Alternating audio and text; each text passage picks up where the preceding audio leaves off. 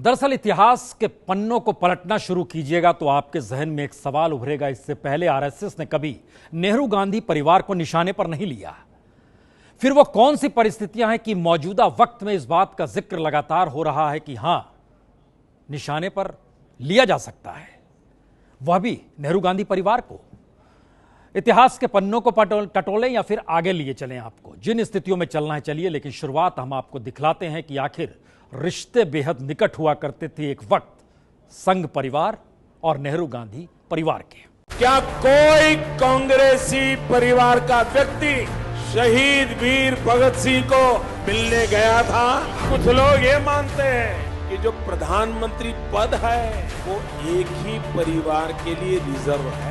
पंडित नेहरू जी ने कहा था धारा 370 को लेकर के, ये धारा समय रहते घिसते घिसते घिस जाएगी। ये कांग्रेस और नेहरू जी ने लोकतंत्र नहीं दी।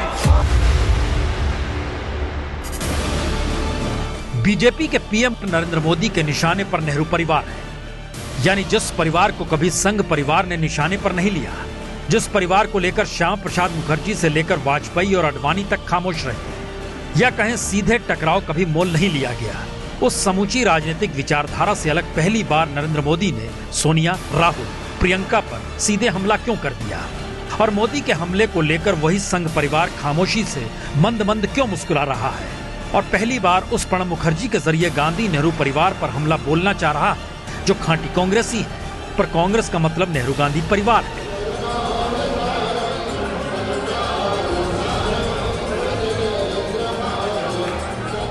तो क्या मौजूदा वक्त में राहुल गांधी के मंदिर मंदिर जाने से संघ परिवार को अपनी बिसात फिर से बिछाने की जरूरत आन पड़ी?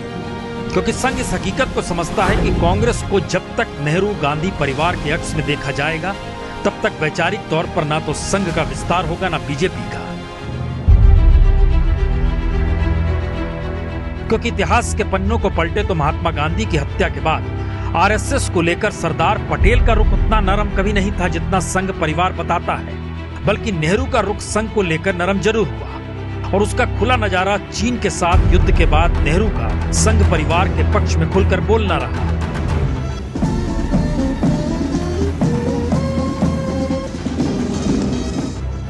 उन्नीस की यह तस्वीर हर किसी को याद आ सकती है जब 26 जनवरी 1963 को गणतंत्र दिवस की परेड में संघ के स्वयंसेवकों ने हिस्सा लिया।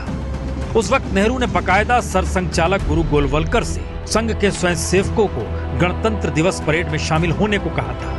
सिर्फ 2 दिन के वक्त में संघ के 3500 स्वयंसेवक गणतंत्र दिवस की परेड में शरीक हुए थे। चीनी आक्रमण के बाद पंडित नेहरू के नेतृत्व में रिपब्लिक परेड के दौरान जिन स्वयंसेवी संगठनों को अपनी एकजुटता प्रकट करने के लिए बुलाया गया था उनमें आरएसएस भी था। उस वक्त पहली बार खुले तौर पर चर्चा हुई थी कि संघ को राष्ट्रवादी संस्था के तौर पर नेहरू सरकार ने भी मान्यता दी थी, जबकि नेहरू के काल में ही महात्मा गांधी की हत्या के बाद 1948 में प्रतिबंध लगाया गया। यूं नेहरू का पंडित होना और संघ का हिंदुत्व राग दोनों कैसे टकरा रहे हैं, ये राहुल गांधी को लेकर कटाक्ष और जवाब से समझा जा सकता है। पंडित, जनेऊधारी, महा युवराज स्पष्ट करें, अयोध्या में राम की मंदिर बनेगा, उस पर उनका क्या स्टैंड है? कि ना केवल कांग्रेस उपाध्यक्ष श्री राहुल गांधी हिंदू धर्म से हैं, परंतु वो जनेऊ धारी हिंदू। तो राहुल गांधी अगर पंडित हो गए तो मोदी ओबीसी होकर कैसे चलेंगे? क्योंकि एक वक्त नेहरू भी किसी भी जनसंघ के नेता पर इसलिए भारी थे क्योंकि वो हिंदुत्व का राग अपनाते हुए कांग्रेस की राजनीति को हर तबके से जोड़ते रहे।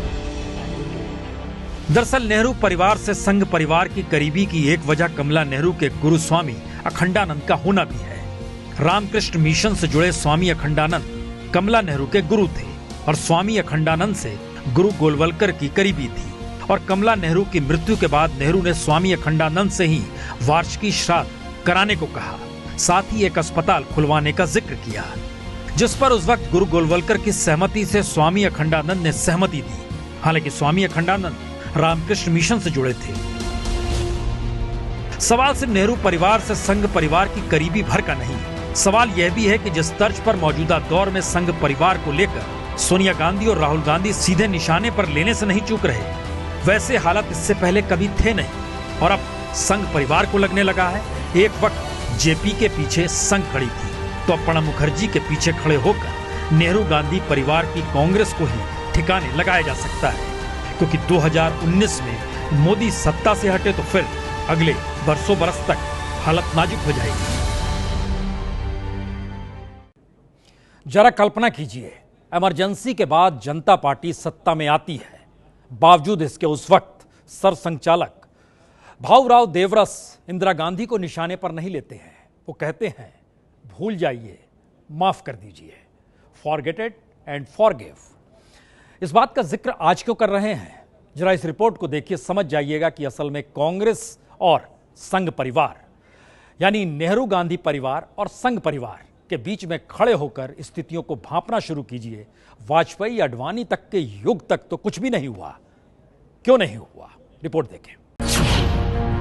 याद कीजिए 1974 में जब जेपी इंदिरा गांधी के खिलाफ खड़े हुए थे, तब जेपी के पीछे आरएसएस आकर खड़ा हुआ था, लेकिन इंदिरा ने कभी संघ परिवार को सीधे निशाने पर नहीं लिया। जेपी ने भी अपने आंदोलन के दायरे में आरएसएस को क्लीन चिट दे दी और इंदिरा ने जेपी पर निशाना साधने के लिए पूंजीपतियों और उद्योगपतियों का तो जिक्र किया, पर संघ को निशाने पर कभी नहीं लिया। जबकि इमरजेंसी के दौर में ही संघ परिवार राजनीतिक तौर पर सक्रिय हुआ था और तब के सरसंघचालक बाला साहब देवरस ने बाकायदा जेपी से मिलकर इंदिरा गांधी को सत्ता से हटाने की व्यूरचना की।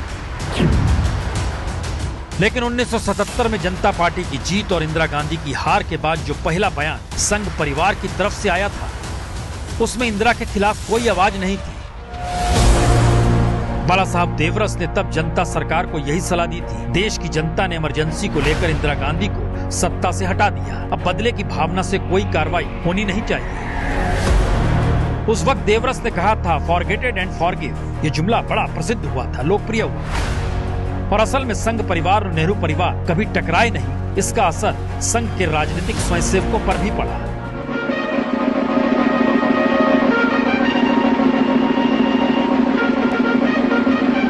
कि लोकतंत्र की सफलता के लिए सबसे बड़ा कोई गुण चाहिए तो वो ये चाहिए कि एक विपरीत विचारधारा के बारे में भी सहिष्णुता का भाव हो।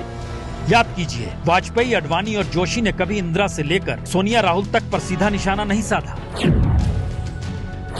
1971 के बाद तो वाजपेयी इंदिरा गांधी को दुर्गा कहने से नहीं चूके, तो यूनाइटेड नेशन में वाजपेयी के हिंदी में दिए भाषण के बाद इंदिरा गांधी बतौर विपक्ष नेता होते हुए भी बधाई देने पहुंची। इंदिरा से लेकर राजीव गांधी तक के दौर में कई मौकों पर संघ के राजनीतिक स्वयंसेवक टकराए भी, लेकिन सार्वजनिक तौर पर कभी टिक्का टिप्पणी एक दूसरे के खिलाफ नहीं हुई। यहाँ तक कि ऑपरेशन ब्लू स्टार के वक्त सेना भेजने पर इंदिरा गांधी ने अटल बिहारी वाजपेयी से सलाह भी ली और वाजपेयी ने सेना न भेजने की सलाह भी दी, लेकिन खुले तौर पर कभी टकराव नहीं हुआ। संघ परिवार ने भी संजय गांधी के नसबंदी कार्यक्रम का समर्थन किया। राजीव गांधी को मिस्टर क्लीन कहने में संघ परिवार ने कोताही नहीं बरती, लेकिन वाजपेयी अडवाणी युग खत्म हुआ और मोदी युग शुरू हुआ तो मोदी के दौर में हर मर्यादा टूट गई। पर क्यों टूटी? ये है एबीपी न्यूज, आपको रखे आगे।